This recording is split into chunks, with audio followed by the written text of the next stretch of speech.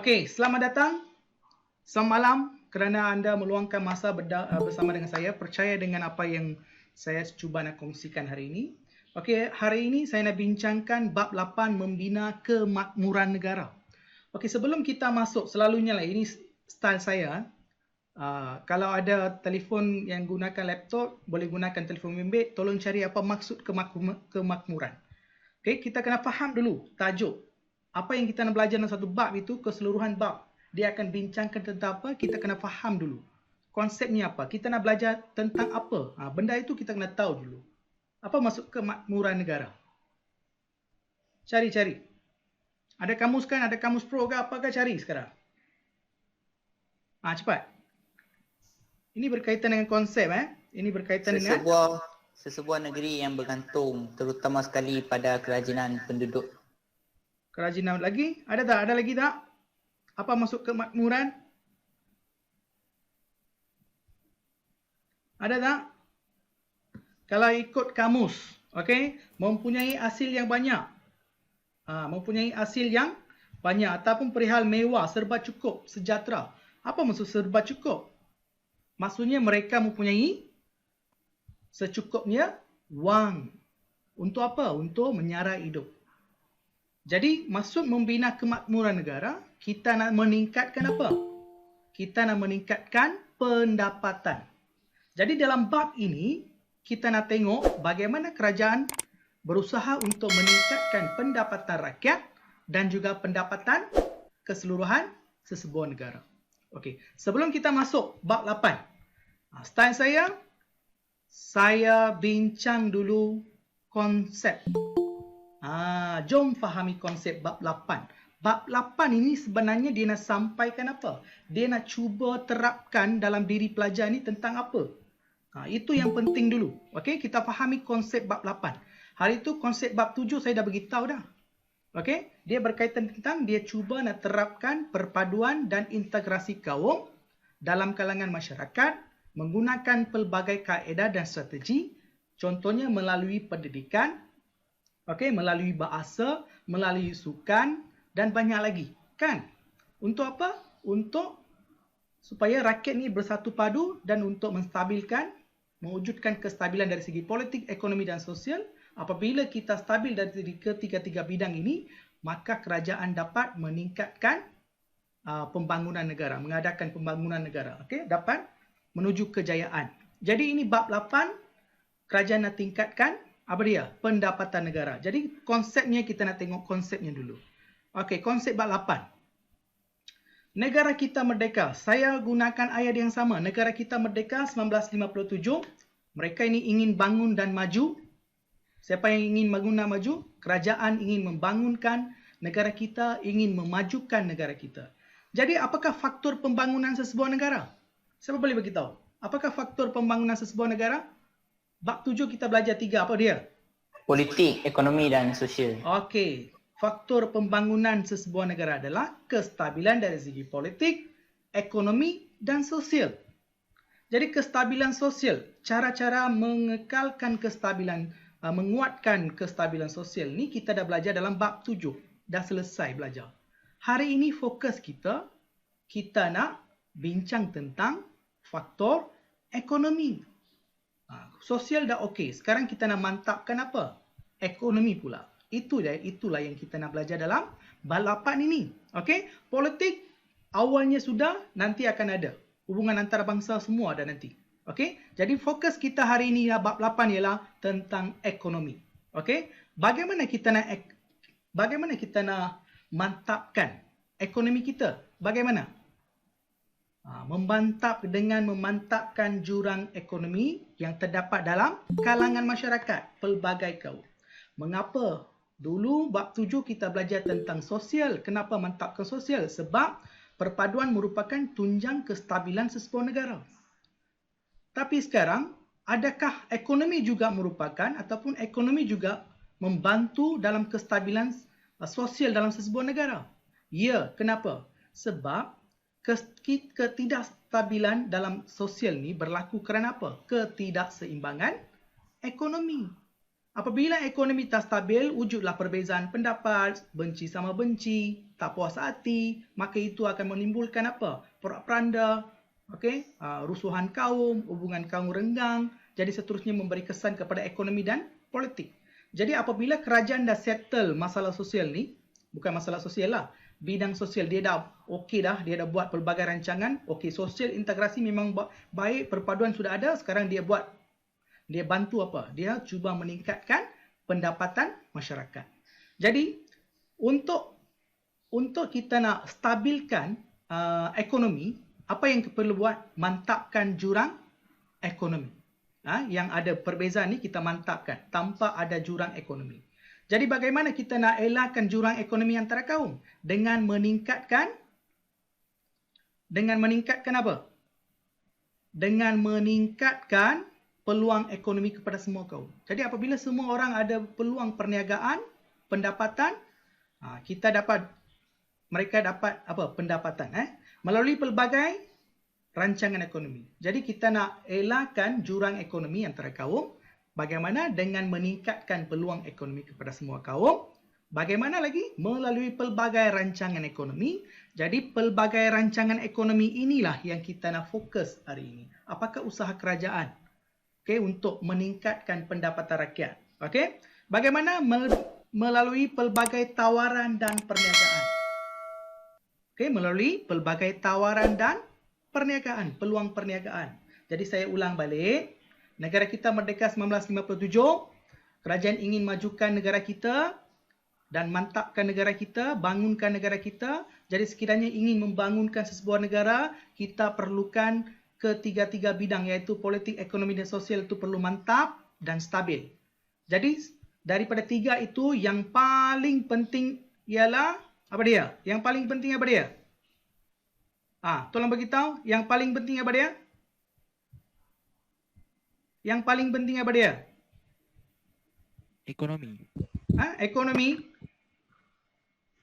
Pembentukan paling penting apa dia? Faktor yang paling penting dalam kestabilan sesebuah negara ialah sosial. Ini kita dah selesai kan? Jadi dia fokus kepada ekonomi. Jadi hari ini kita nak belajar bagaimana kerajaan berusaha untuk meningkatkan taraf ekonomi sesebuah kaum. Kenapa dia fokus juga dekat ekonomi? Sebab sosial dah selesai, kestabilan sudah wujud dalam ekonomi dan politik. Mengapa perlu kerajaan bertumpu dalam ekonomi? Sebab ekonomi apabila setiap kaum yang ada dalam negara ini, mereka sekiranya tidak ada keseimbangan dalam pendapatan ataupun ekonomi, itu juga boleh menimbulkan rasa tidak puas hati dalam kalangan masyarakat.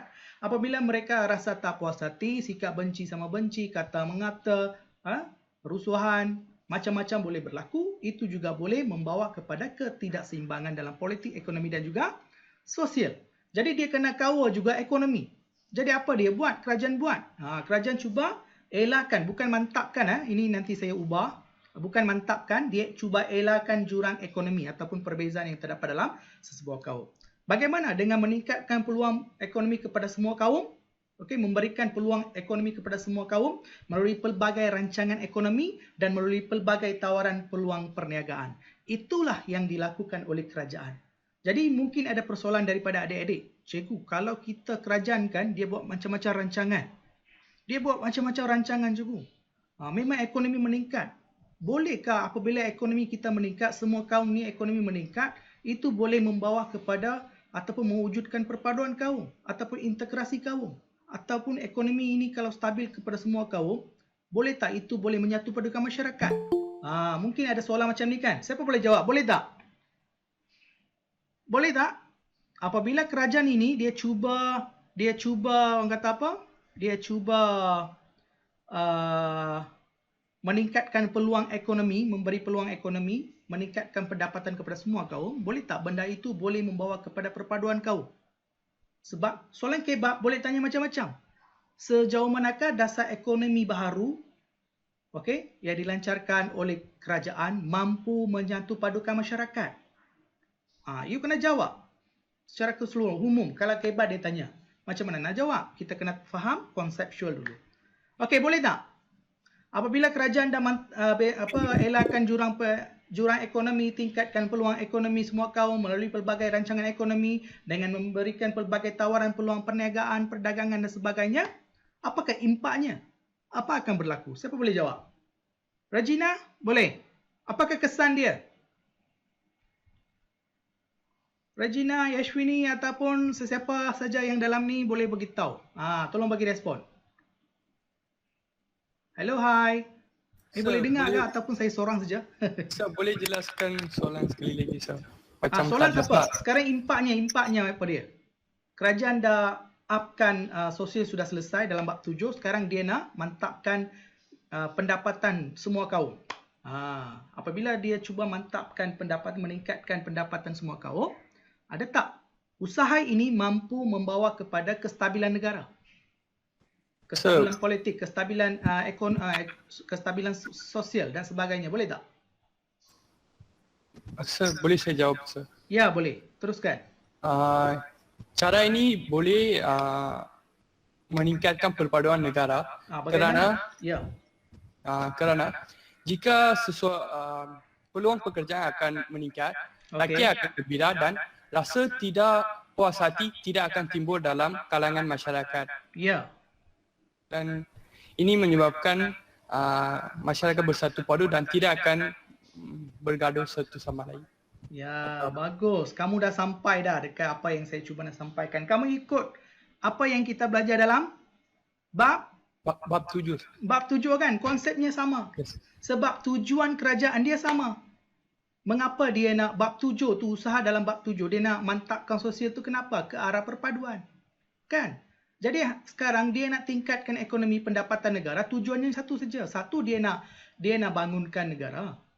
Yang paling penting lah. Satu, dia nak mantapkan apa? Eratkan hubungan perpaduan. Dia nak tingkatkan perpaduan. Sebab perpaduan ni asas kepada pembangunan negara ataupun kestabilan negara. Dia dah selesai dah dalam bab 7. Bab 8 ni dia tumpu kepada bagaimana nak meningkatkan pendapatan negara. Sebab isunya di sini, mengapa kita belajar benda ini? Kenapa wujudnya masalah 13 Mei ataupun rusuhan kaum ataupun tak puas hati sejak merdeka lagi? Sebab ketidakseimbangan dari segi ekonomi. Itulah fungsi. Jadi masalah sosial itu berlaku, masalah antara kaum ini berlaku bukan hanya kerana tidak ada interaksi ataupun perpaduan. Masalah itu juga berlaku disebabkan kerana ketidakseimbangan ataupun ekonomi yang tidak adil. Kepada golongan Bumiputera ataupun golongan lain. Itu yang menyebabkan mereka ini benci sama sebenci. Tak puas hati, tak gembira. Simpan dendam dan sebagainya. Jadi apabila masalah itu, apakah masalah itu? Masalah ketidakseimbangan ekonomi sekiranya diselesaikan, maka masalah sosial ini, rusuhan kaum ini, tak puas hati ini tak timbul lah. Itulah sebab mengapa bab 8 ni kita belajar tentang bagaimana kerajaan meningkatkan sumber pendapatan negara, sumber pendapatan rakyat. Jadi sekarang kita tengok. Jadi apabila kerajaan elakkan jurang ekonomi antara kaum, dia tingkatkan peluang ekonomi semua kaum melalui pelbagai rancangan ekonomi dan melalui pelbagai tawaran perniagaan, impaknya apa yang berlaku? Boleh nampak kah? Terlalu kecil. Boleh nampak? Boleh, Boleh ya? Okey. Jadi apabila dia meningkatkan, ada banyak rancangan pembangunan dari segi ekonomi dilakukan yang melibatkan semua kaum, bukan hanya satu kaum ya. Semua kaum, apa yang berlaku? Itu akan mengurangkan ketidakseimbangan ekonomi. Itu yang pertama. Ataupun saya besarkan sikit. Ini boleh nampak tak dalam satu, kalau you orang pakai Android phone ke apa ke, kecil sangat? Boleh ke? Boleh. Boleh ya? Okey. Jadi apabila kerajaan meningkatkan sumber pendapatan sebuah kaum, setiap kaum yang ada dalam negara ini ataupun rakyat, dia akan mengurangkan ketidakseimbangan sosioekonomi. Sosial dah selesai, sekarang ekonomi pula. Jadi apabila dia dapat mengurangkan ketidakseimbangan ekonomi, kita dapat meningkatkan sosioekonomi semua kaum.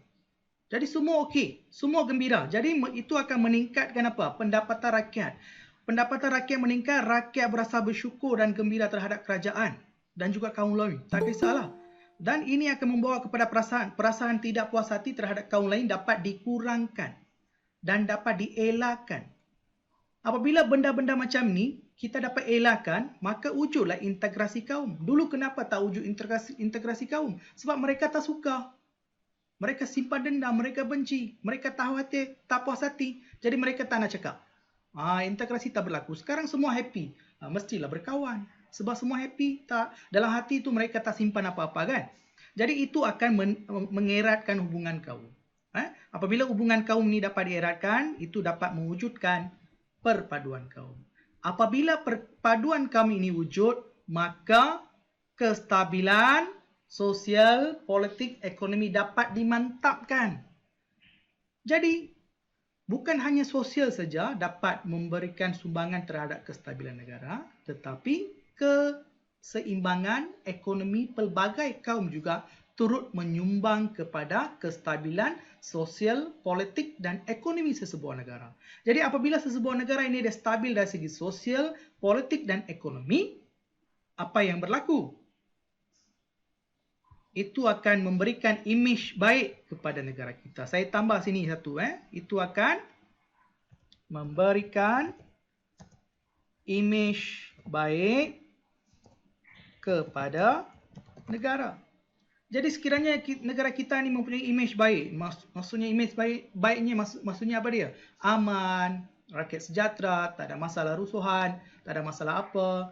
Sekiranya mereka melabur di sini, tak ada aktiviti apa-apa yang tidak diingini tak berlaku. Okey, boleh menjalankan perniagaan dengan sebaik-baiknya. Jadi itu akan memberikan imej yang baik kepada pelaburan asing. Jadi pelabur asing itu akan masuk. Apabila pelabur asing masuk, peluang perniagaan, pekerjaan meningkat. Apabila peluang pekerjaan meningkat, itu akan meningkatkan pendapatan rakyat dan juga negara. Okey, kalau negara cukai lah. Cukai import, ekspor, cukai perniagaan, macam-macam cukai kan. Jadi itu akan meningkatkan ekonomi negara dan kerajaan dapat membangunkan negara. Jadi mengapa kerajaan memberi fokus kepada sosial dan ekonomi dengan mewujudkan pelbagai rancangan dan dasar-dasar berkaitan dengan sosial dan juga ekonomi? Tujuannya satu saja. Dia nak stabilkan dulu apa dia? Politik, ekonomi dan sosial. Yang paling penting sosial dan ekonomi. Sebab dia akan memberi kestabilan kepada sebuah negara. Apabila negara kita stabil, dalam negara ini kurangnya masalah. Apabila kurangnya masalah, kerajaan dapat menumpukan perhatian mereka terhadap pembangunan negara. Sekiranya kita menghadapi masalah seperti mana yang berlaku pada 13 Mei pada ketika itu, masih lagi sekiranya berterusan, kemungkinan besar negara kita belum lagi ke tahap negara yang ke arah kemajuan. Kemungkinan besar negara kita tak maju. Mungkin seperti Bangladesh ke, negara-negara yang mundur ke. Kenapa? Sebab ketidakstabilan sosial dan ekonomi. Jadi mengapa kita boleh ke arah sebuah negara yang maju? Kenapa? Sebab kita berjaya mengekalkan perpaduan kaum, kita berjaya meningkatkan integrasi antara kaum, itu telah memantapkan kestabilan negara kita. Jadi apabila negara kita stabil, tak ada masalah apa, kerajaan ataupun pemimpin mereka dapat mewujudkan pelbagai dasar pembangunan dan kemajuan kebajikan, mereka dapat lakukan ataupun laksanakan tanpa sebarang masalah. Kalau berlaku masalah perpaduan kaum dan sebagainya, itu akan memberi gangguan kepada pemimpin. Sebab fokus dia akan hilang, dia terpaksa selesaikan dulu masalah perpaduan ini. Ketidakseimbangan ekonomi. Jadi kena terpaksa selesaikan dulu. Jadi pembangunan negara akan jadi second choice lah. Jadi lambatlah kita membangun. Jadi selepas merdeka, kita nak membangunkan negara, selesaikan dua perkara utama. Yang pertama mantapkan sosial, yang kedua meningkatkan ekonomi rakyat dan juga negara. Apabila dua ini dah selesai, kita dalam zon selamat, maksudnya kita boleh ke arah pembangunan. Okey? Jadi apabila kerajaan dapat membangunkan negara kita, maka rakyat kita sejahtera. Boleh faham tak konseptual ini? Mengapa kita belajar apa ni? Ini sebenarnya ini sebenarnya jawapan soalan kebat lah. Dia pusing ke mana pun, kalau you dah faham konseptual ini, bermaksud dia tanya macam mana pun, dari segi politik pun you boleh jawab. Okey? Dari segi ekonomi pun you boleh jawab. Dia tanya dari segi sosial pun you boleh jawab. Jadi kalau dia boleh tanya lah, mengapa kerajaan perlu memberi tumpuan kepada dasar-dasar pembangunan sosial? Satu saja, perpaduan, integrasi kaum. Lepas tu jawapan kamu semuanya daripada mana? Yang belakang-belakang ni sama saja. Yang atas saja berubah mengikut kehendak soalan. Bawah dia, impak dia sama saja. Okey? Boleh? Boleh faham? Ada soalan tak? Boleh. Boleh sir, boleh faham. Boleh ya? Boleh faham ya? Boleh, sir. Kalau ada soalan, you boleh ajukan sekarang terus. Okey? Saya padam ni ya. Saya padam. Sekejap ya.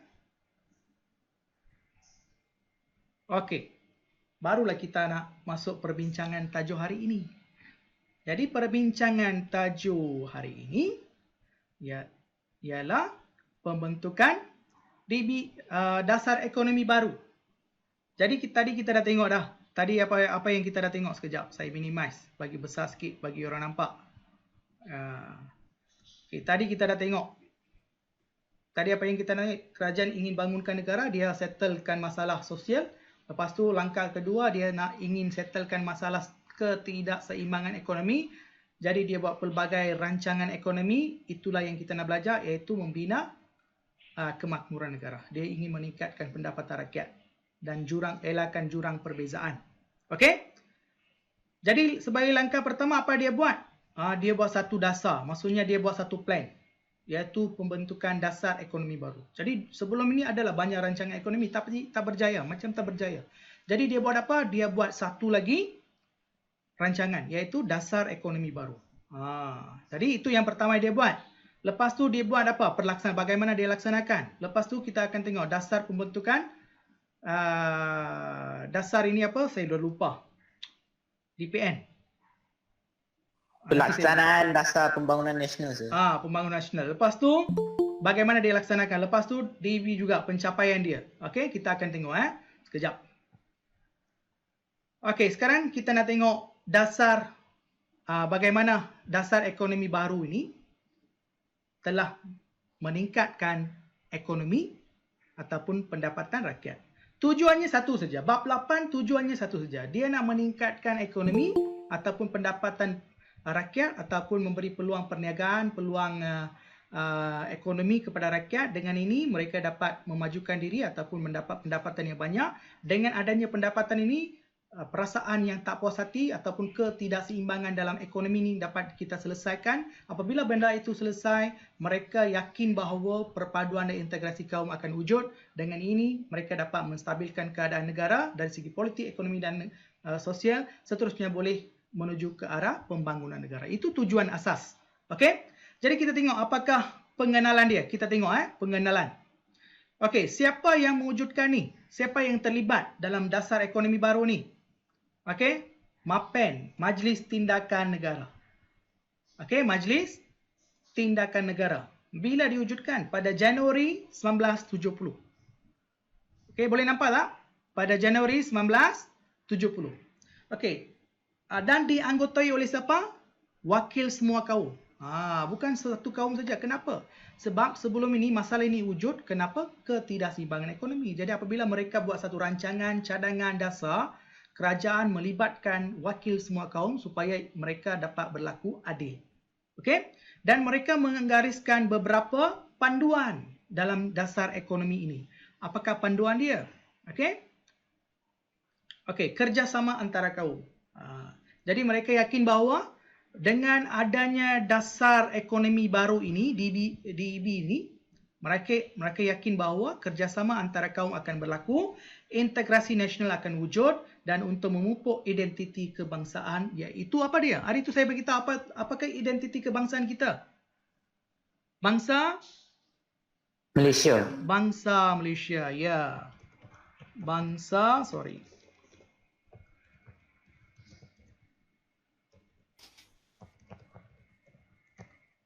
Identiti kebangsaan Malaysia maksudnya kita bangsa Malaysia. Walaupun kita daripada pelbagai keturunan, agama, bangsa dan sebagainya. Tetapi kalau kita ikut kerajaan hari ini ataupun dalam peringkat negara, konsep negara, kita semua satu bangsa iaitu bangsa Malaysia. Okey, sebab itu mereka gabungkan ketiga-tiga kaum ni dalam rancangan dasar ekonomi baru. Iaitu dia bukan hanya fokus kepada satu kaum, dia nak fokus kepada satu bangsa, iaitu bangsa Malaysia keseluruhannya. Okey, boleh faham? Yang ni boleh faham Boleh. Boleh. Boleh, Okey, sir. bagus. Boleh, Boleh sir. dulu. Okey. Boleh sir, boleh sir. Okey. Okey, seterusnya merancang dan merangka dasar ekonomi yang adil. Itulah yang tadi saya kata. Tujuan utama dia nak rancang satu dasar atau perancangan ekonomi yang adil bagi semua kaum. Jadi dasar ekonomi ini bukan hanya berfokus kepada orang Melayu saja ataupun orang Bumiputera saja, tak. Sebenarnya kerajaan memberi fokus kepada semua kaum. Jadi apakah yang dia buat? Itulah yang kita nak tengok nanti. Okey? Itulah yang kita nak tengok. Okey, ini sudah. Kita tengok bagaimana cara pelaksanaan dia. Okey? Cara pelaksanaan dia. Okey. Bagaimana dia ingin meningkatkan pendapatan rakyat? Ataupun bagaimana dia ingin meningkatkan taraf hidup rakyat? 2. Yang pertama, membasmi kemiskinan. Yang pertama apa dia? Dengan membasmi kemiskinan. Bagaimana kita dapat membasmi kemiskinan? Sekiranya orang itu mempunyai pendapatan, ada duit, maka kita dapat elakkan ataupun basmi kemiskinan. Jadi bagaimana dia boleh dapat duit? Dia kena ada kerja. Bagaimana dia boleh ada kerja? Kerajaan kena wujudkan peluang pekerjaan. Bagaimana kerajaan akan wujudkan peluang pekerjaan? Dengan menawarkan pelbagai rancangan pembangunan ekonomi dan memberikan pelbagai aktiviti perniagaan. Okey? Yang pertama, membasmi kemiskinan. Dia kena basmi kemiskinan, barulah boleh meningkatkan taraf hidup. Yang kedua, dia kena susun semula masyarakat. Masyarakat ni selepas merdeka pun, mereka ni ada satu golongan masyarakat tinggal dalam kawasan luar bandar, kawasan pedalaman, masih lagi dalam kawasan estate, masih lagi kawasan lombong. Tak ramai yang datang ke hijrah ke bandar. Sebab bandar-bandar ini dia menawarkan pelbagai peluang pekerjaan, tapi mereka tak hijrah, jadi mereka pun tak dapat. Jadi apa yang kerajaan buat? Satu, dia ingin membasmi kemiskinan. Yang kedua, dia susun semula, maksudnya dia cuba bawa masyarakat yang tinggal dalam, yang tak ada peluang pekerjaan, kerajaan cuba bawa mereka keluar daripada kawasan itu dan cuba letakkan mereka dalam satu kawasan perbandaran ataupun rancangan khas. Itu nanti kita tengok. Okey?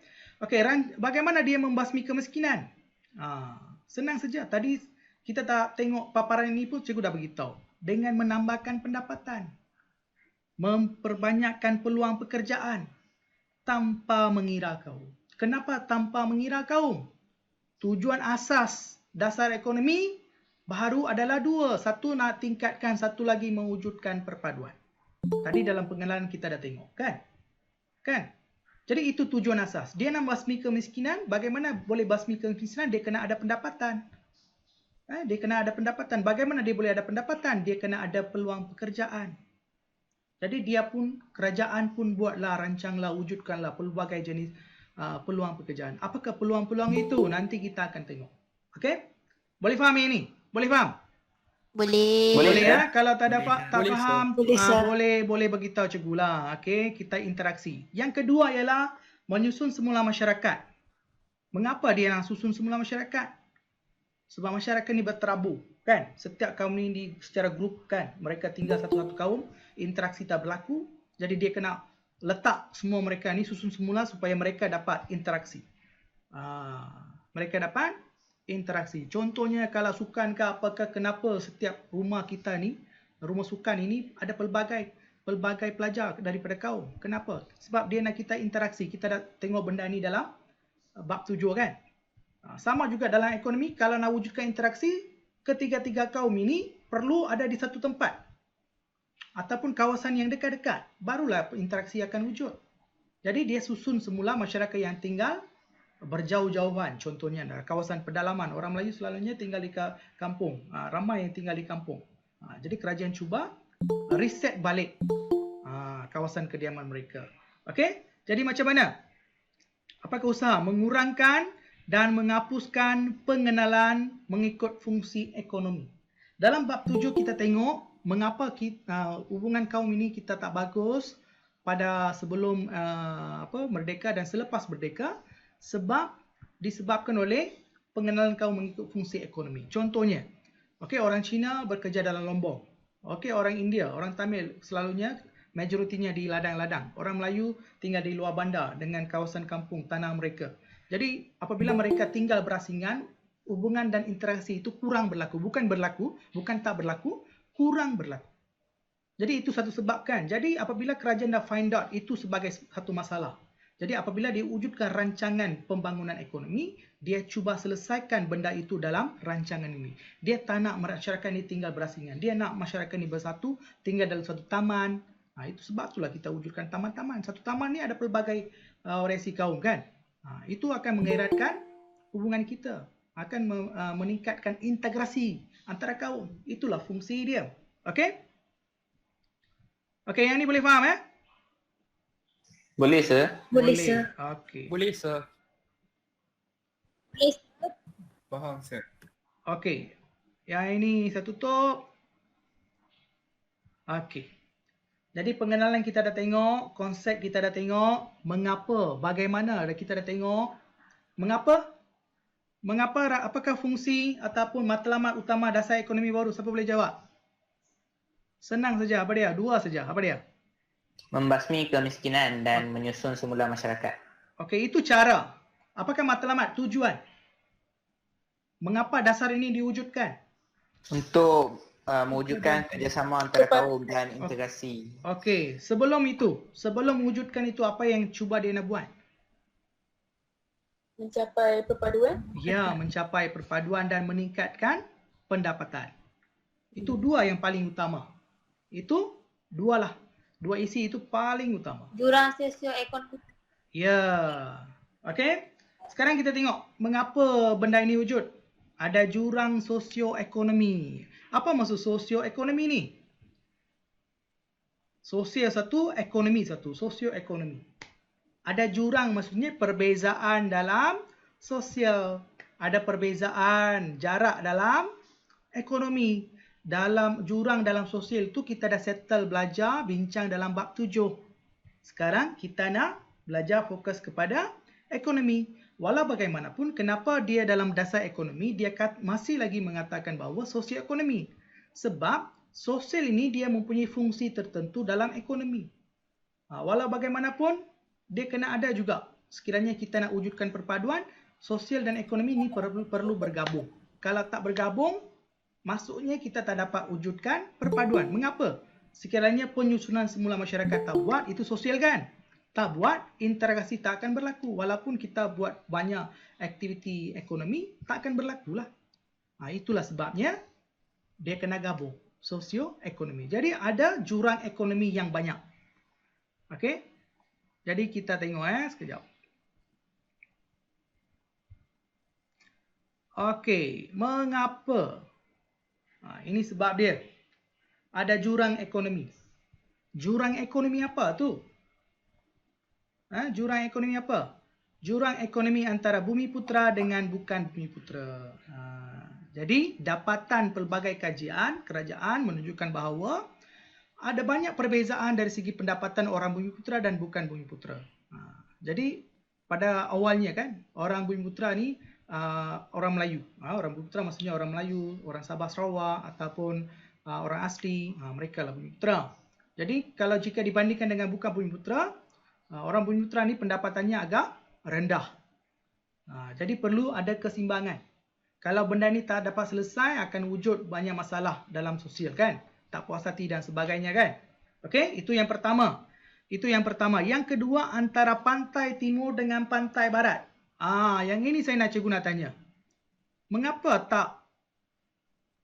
tak seimbang pantai timur dengan pantai barat? Pantai timur, Kelantan, Terengganu. Itulah pantai timur. Pantai barat, Semenanjung Malaysia sebelah sini. Okey, Pulau Pinang, Perak, Selangor, Melaka, Negeri Sembilan, Johor. Ini semua apa? Pantai barat. Kenapa mereka ni tak seimbang? Siapa boleh beritahu? Ini berdasarkan ilmu sejarah kamu. Boleh beritahu tak? Sebab pantai barat ada pelabuhan.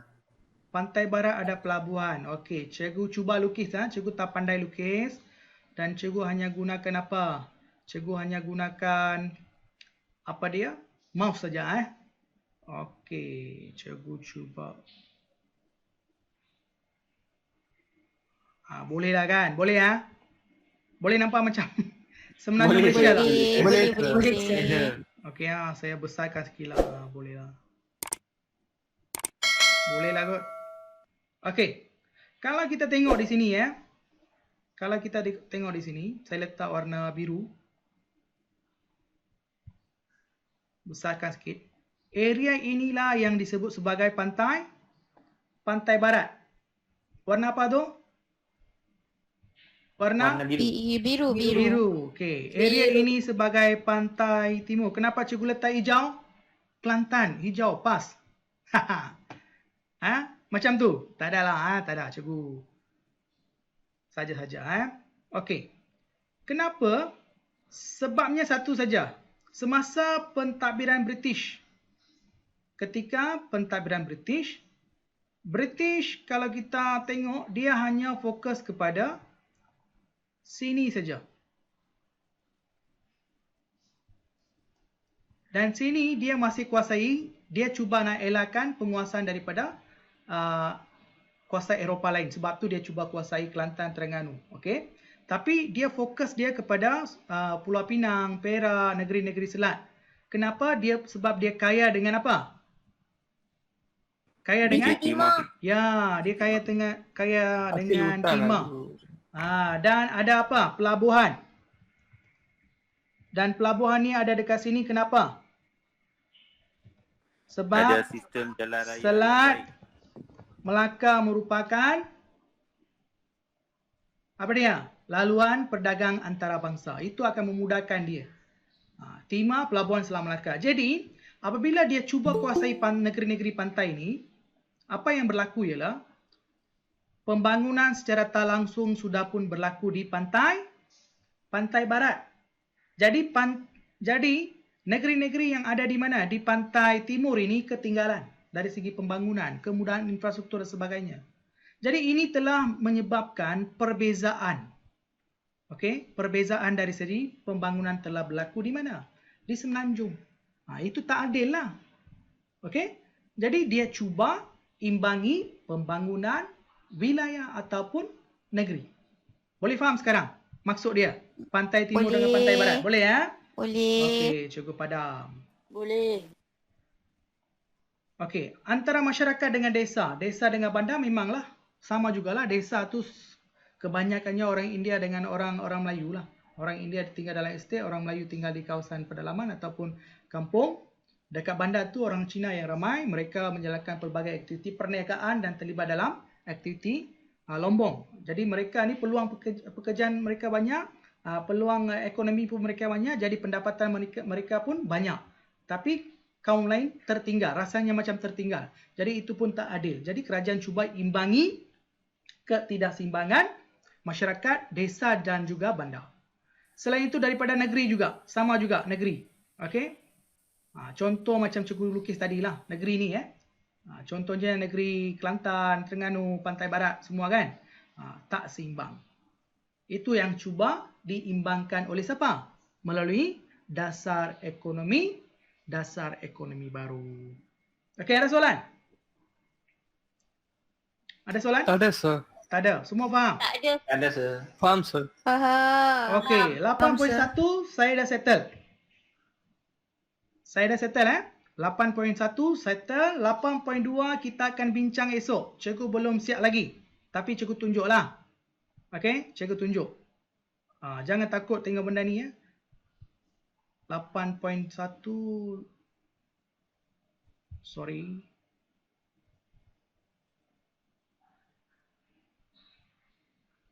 Tak apa.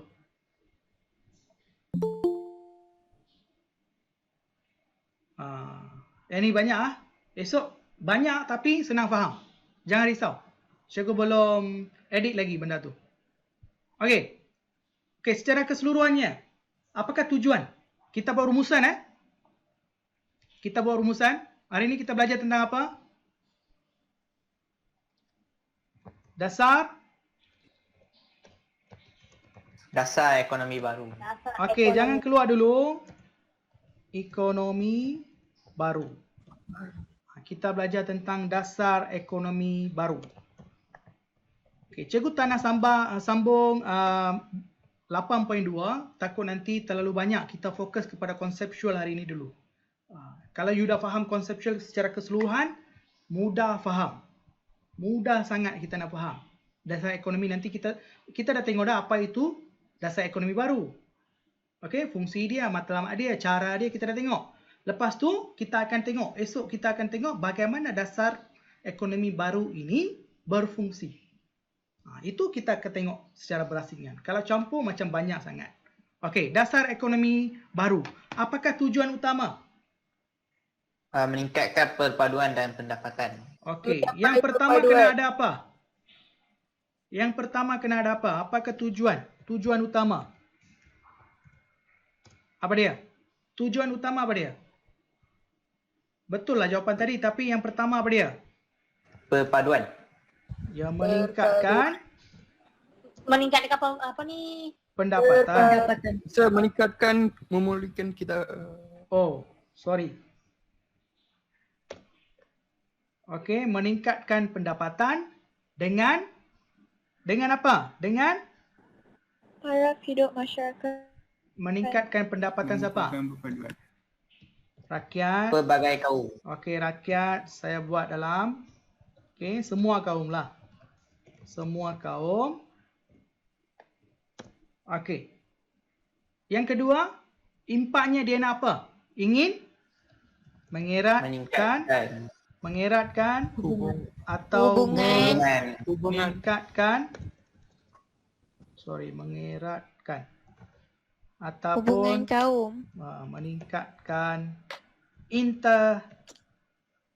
Aksi integrasi kaum. Inilah tujuan utama dia. Okey, inilah tujuan utama dia. Jadi apa strategi yang dia guna? Apa strategi yang dia guna? Membasmi kemiskinan. Ya, betul. Bagus. Terima kasih. Sekejap saya tukar warna. Okey. Jadi apa yang strategi yang diguna? Strategi yang digunakan adalah Membasmi kemiskinan dan menyusun semula masyarakat. Okey, membasmi kemiskinan. Yang kedua, menyusun semula masyarakat. Okey. Itu saja kan? Tujuan kita Ya. dah tahu, strategi kita dah tahu. Okey, membasmi kemiskinan, menyusun semula masyarakat. Dia nak membasmi kemiskinan macam mana? Menambahkan pendapatan dan meluangkan pekerjaan kepada rakyat. Okey, yang pertama meningkatkan pendapatan ataupun kita letak yang penting. Okey? Apa dia? Mewujudkan Peluang pekerjaan. ya, mewujudkan Peluang peluang pekerjaan. Lepas tu meningkatkan pendapatan. Okey, menyusun semula masyarakat. Apa yang dia akan buat? Bagaimana dia menyusun semula masyarakat? Menghapuskan pengenalan kaum mengikut fungsi Ya, ekonomi. yang pertama, bagaimana dia menghapuskan kaum? Dia minta ataupun memindahkan masyarakat luar bandar. Ataupun hijrah. Wujud penghijrahan. Ke mana? Hijrah ke?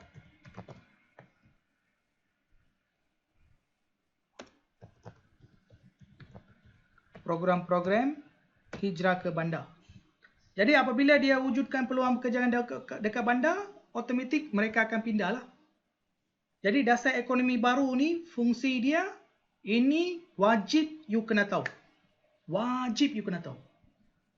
Okey, wajib kena tahu. Yang ini hafal betul-betul. Inilah key. Key, orang kata key. platform yang paling penting, asas. You kena tahu. Pelaksanaan dia, esok kita akan mendalami sedalam-dalamnya. Apakah rancangan, apakah usaha? Kita kata apa? Membasmi kemiskinan, mewujudkan peluang pekerjaan. Bagaimana? Akan adalah pelbagai program, akan adalah pelbagai agensi kerajaan, akan adalah pelbagai usaha kerajaan, akan adalah pelbagai bantuan daripada kerajaan. Apakah bantuan-bantuan itu? Apakah agensi-agensi kerajaan itu? Itu esok kita akan tengok. Yang ini paling penting. Yang mana paling penting? Konseptual ini dan juga konseptual yang tadi cikgu terangkan tadi. Okey? Ini nanti cikgu share dalam grup Yang ini cikgu share dalam grup. Okey, yang ini boleh faham Cukup padam? Boleh. Okey, tunggu saat. Boleh, sir. Okey. Tunggu. Okey, saya last sekali cikgu nak sekali lagi sekejap. Okey, last. Okey, kita nak buat kesimpulan. Negara kita nak merdeka, sudah merdeka 1957, kerajaan ingin memajukan apa dia? Ingin memajukan negara dan bangunkan negara. Sekiranya ingin memajukan dan bangunkan negara, ada 3 faktor utama yang akan membantu pembangunan sesebuah negara, iaitu apa dia? Sosial. Politik, ekonomi dan sosial. Bab 7 kita dah selesai dah. Sosial. Langkah-langkah yang diambil oleh kerajaan melalui pendidikan, melalui bahasa dan sebagainya. Okey, mengeratkan hubungan perpaduan, sebab perpaduan merupakan asas pembangunan atau kestabilan sesebuah negara dari segi politik dan ekonomi. Jadi itu dah selesai. Jadi hari ini kerajaan berusaha menggunakan pembangunan ekonomi untuk menyatu padukan masyarakat dengan harapan bahawa sekiranya mereka bersatu padu, perasaan selesa dalam kalangan mereka, diri mereka wujud, maka itu akan mengelakkan perasaan dendam, tapos hati dan sebagainya. Itu akan meningkatkan, mengeratkan hubungan antara kaum, interaksi kaum akan meningkat, kestabilan politik akan wujud, kestabilan sosial akan wujud, ekonomi pun akan wujud, maka negara diharapkan dapat dibangunkan dengan secepat-cepatnya. Okey, bagaimana dengan memantapkan, dengan mengelakkan jurang ekonomi antara kaum, tingkatkan peluang ekonomi ataupun melalui pelbagai rancangan ekonomi dan melalui pelbagai tawaran perniagaan akan diberikan kepada semua golongan masyarakat tanpa mengira kaum. Apabila kerajaan menyediakan pelbagai tawaran ekonomi, peluang ekonomi, impaknya dapat mengurangkan ketidakseimbangan ekonomi, sosioekonomi. Ini dapat meningkatkan sosioekonomi semua kaum, meningkatkan pendapatan rakyat, rakyat berasa syukur dan gembira, perasaan tidak puas hati terhadap kaum lain dapat dikurangkan dan dielakkan, integrasi kaum yang baik akan berlaku, dapat mengeratkan hubungan kaum dan seterusnya dapat mewujudkan perpaduan. Apabila perpaduan kaum ini wujud, maka kestabilan sosial, politik dan ekonomi dapat dimantapkan. Itu akan menjanjikan kestabilan politik, kestabilan ekonomi, kestabilan sosial. Dan apabila ketiga-tiga bidang ini stabil, itu akan memberi gambaran yang baik, imej yang baik kepada negara-negara luar. Apabila ada gambaran imej yang baik, pelaburan asing masuk, peluang perniagaan pekerjaan akan meningkatkan pendapatan rakyat, gaji meningkat, negara cukai akan meningkat, pendapatan negara akan meningkat, kerajaan dapat membangunkan negara, rakyat sejahtera. Okey, boleh faham? Jadi ini konsep umum. Boleh. Jadi esok kita nak bincang dan lihat tentang cara pelaksanaan dasar ekonomi baru. Tadi nampak macam banyak, tapi sikit saja cikgu dah kecilkan, cikgu dah permudahkan. Tapi cikgu janji apa yang cikgu paparkan dalam peta minda, setiap branch yang cikgu tunjukkan itu sangat penting. Sekiranya anda buat ulang kaji ataupun anda buat soalan objektif, gunakan peta minda yang nanti cikgu akan share nanti, confirm jawapan itu boleh dapat. Sebab cikgu ikut buku teks 100%. Buku teks, ikut buku teks 100%, cikgu tak pernah tinggalkan bahagian info tertentu dalam buku teks. Kenapa? Sebab bahagian itulah sebenarnya kadang-kadang bukanlah selalunya dia uji dalam soalan objektif. Itu akan membantu kamu skor markah. Okey? Teknik menjawab soalan kebat, menjana idea soalan kebat, cikgu akan usahakan, cikgu kena sediakan bahan dulu. Nanti cikgu akan umumkan, nanti kita bolehlah bincang sama-sama. Okey, hari ini macam mana perbincangan hari ini? Ada review? Siapa boleh buat review? Boleh faham, sir. Boleh Sir, faham. boleh faham, Okey, senang, pelajar sir. baru masuk, boleh cikgu padam ini ya. Cikgu tutup boleh ya? Boleh Ya, sir. ya, Okey, ya. cikgu tutup yang ini. Cikgu tutup yang ini juga. Okey, sekejap cikgu snap sekejap. Oh, tak sangka hari ini 50. Terima kasih. Okey, jadi senang saja. Kenapa ada bab 7, bab 8? Tujuan utama ialah untuk mengekalkan, mewujudkan, memastikan kestabilan apa dia? Sosial. Sebab itulah asas pembangunan dan asas kestabilan kepada ekonomi dan politik. Sebab itulah kita belajar bab 7 dan bab 8. Bab 7 kita dah selesai belajar, bincang. Cikgu dah share Pertamina dalam semua grup Telegram. Okey, sekarang kita masuk cara yang kedua pula. Terima kasih cikgu. Cikgu Serapa, terima kasih banyak. Apa-apa cikgu mohon cikgu kongsi juga. Terima kasih. Okey. Jadi apa-apa, ada soalan apa-apa? Boleh tanya? Tak ada soalan, sir. Sebab dua-dua bab ini kan? Sebab dua-dua bab ini, Tak 7 dan ada 8. soalan. Okey. Bab 7 dan 8 ni bab orang kata apa, bonus kepada kamu. Bab bonus kepada kamu. Khususnya bab 7 dan bab 8. Mudah faham, senang faham, konsepnya lebih kurang sama. Kalau you dah kuasai dua-dua ini, harap dia tanya satu bab. Jadi, saya mohon sangat kamu kuasai. Bab ini bukan macam bab 1, 2 dan 3. Kamu tahu kan 1, 2 dan 3 tu berkaitan dengan politik, sistem pentadbiran negara. Itu mudah faham ke susah faham? Tolong bagi respons kan? Mudah ke susah? Mudah sir. Ada banyak Mudah. fakta kan, faham apa itu perlembagaan, ketertinggian perlembagaan, benda itu, kedaulatan, pening kepala kan, jangan risau. Nanti kita buat ulang kaji itu, cikgu buat style yang sama, saya terangkan sedalam-dalamnya. Okey? Jadi sekiranya tak ada soalan apa, cikgu ada satu permintaan, lepas dah live ke apa ke, cikgu akan share dalam Telegram channel. Video hari ini cikgu akan share dalam YouTube nanti. Saya mohon share dengan kawan-kawan supaya mereka juga bermanfaat. Okey? Dan like, share video tu. Lepas tu jangan lupa subscribe. Itulah kredit yang saya nak daripada kamu, bukan yang lain. Cikgu akan berusaha memberikan yang terbaik kepada kamu. Okey? Terima kasih. Okey sir. Selamat malam. Kita Okey, jumpa malam esok. Terima Selamat kasih. malam. Selamat malam, Selamat malam. sir.